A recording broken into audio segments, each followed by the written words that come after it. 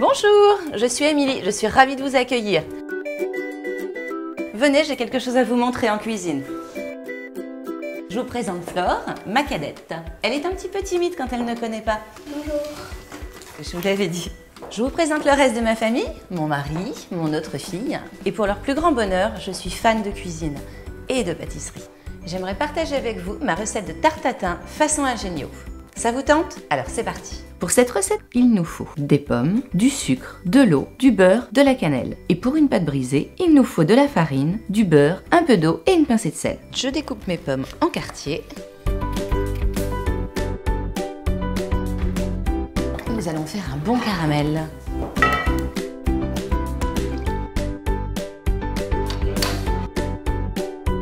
C'est mon moment préféré quand le caramel se forme et qu'il dégage une bonne odeur en cuisine.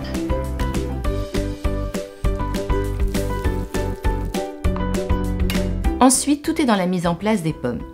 Je recouvre mon caramel de quartiers de pommes bien serrés. Voilà. Un deuxième étage avec de plus petits morceaux pour combler les trous. Et pour finir, une petite touche de cannelle. J'ai préparé ma pâte brisée avant votre arrivée. Je rajoute la pâte au-dessus de la préparation et ensuite je borde bien entre les pommes et la poêle tout autour. Pour finir, je saupoudre d'un peu de sucre.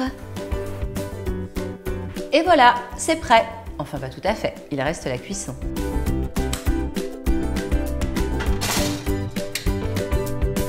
Grâce à elle, je n'utilise qu'un seul plat, sur les plaques et dans le four.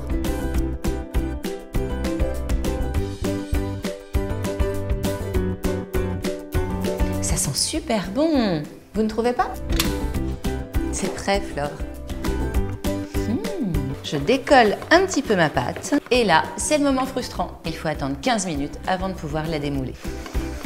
Je retire un petit peu de jus que je garde pour napper le dessus de ma tarte juste avant de la servir.